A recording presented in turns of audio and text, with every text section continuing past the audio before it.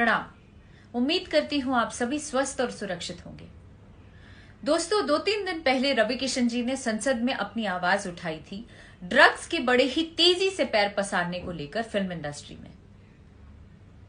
उन्होंने आवाज क्या उठाई, एकदम से हंगामा मच गया।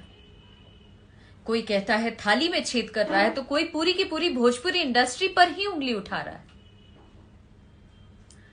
मैं कहती हूं कि अगर इंडस्ट्री में कुछ सुधारने की कोई कोशिश कर रहा है या उसके लिए मांग कर रहा है, तो इसमें गलत क्या है। फिलहाल पूरा विश्व जया जी के बातों का जवाब दे रहा है। हो सकता है उनकी मजबूरी होगी, लेकिन मैं फिलहाल अनुभव सिन्हा जी के बातों का विरोध करने आई हूं, जो उन्होंने भोजपुरी फिल्म इंडस्ट्री के लिए नंगा नाच शब्द का प्रयोग किया। उस बात का जवाब देने आई हूं।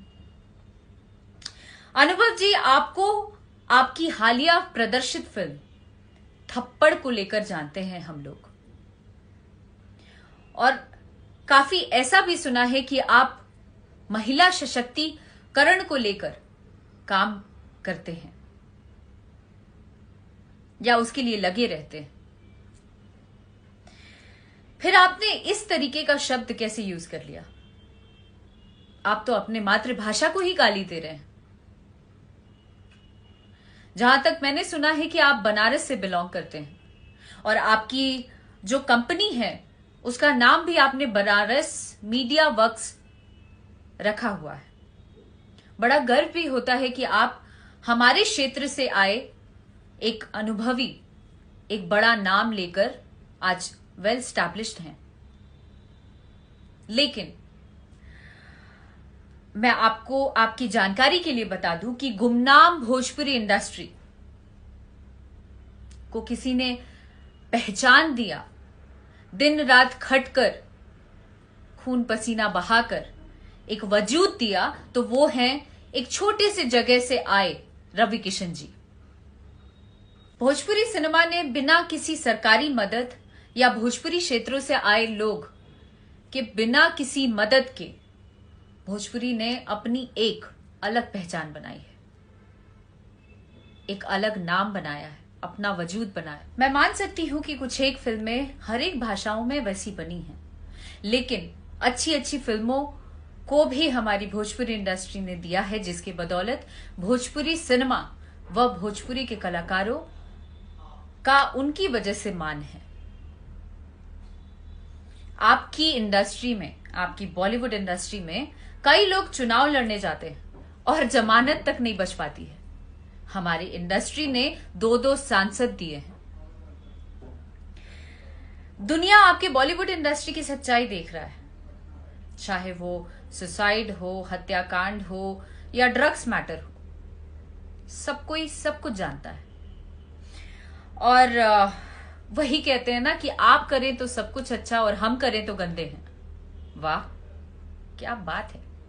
अनुभव जी, आपको लोग बुद्धिजीवी जानते थे, पर आप बेशक अच्छा काम करें हमारी इंडस्ट्री के लिए भी, पर दूसरों ने जो किया है उसकी निंदा ना करें, उसको गलत ना बोलें।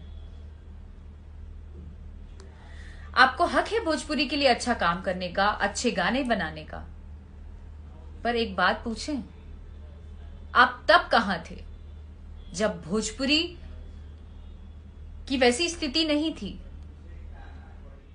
आज जब भोजपुरी के दिग्गजों ने काम कर कर, मेहनत कर कर भोजपुरी इंडस्ट्री को उस लायक बना दिया, तो आज आप जुम्मा 4 दिन से आए और भोजपुरी पर उंगली उठा रहे हैं।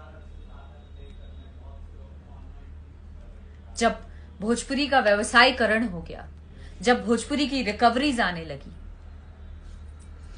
अगर आप उस समय कुछ किए होते हमारी भोजपुरी इंडस्ट्री के लिए, जब कोई नहीं था, जब भोजपुरी बहुत ही गंदी स्थिति में थी, तब मैं आपको साधुवाद देती कि आपने बहुत अच्छा काम किया बॉस।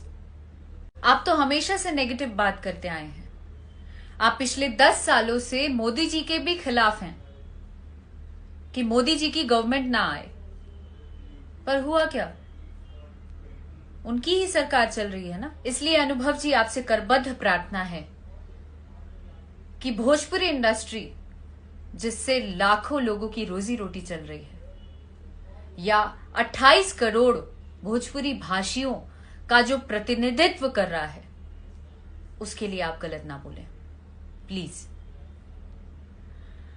और आपने जो कहा है उसके लिए आप खेद प्रकट करिए। आज जो रवि किशन जी ने अपना नाम बनाया है वो नंगा नाच करके नहीं बनाया है। हमने या अन्य कलाकारों ने जो अपना नाम बनाया है वो नंगा नाच करके नहीं बनाया है। सबसे पहले आप अपनी इंडस्ट्री को देखें, उसमें झांकिए, उसके बाद किसी और पे उंगली उठाइए, यही कहूंगी। निंदा तब करिए जब आप उस काबिल हों। आपकी इंडस्ट्री में, भोजपुरी इंडस्ट्री से ज्यादा नंगा नाच होता है। प्लीज इस बात का ध्यान रखें। धन्यवाद।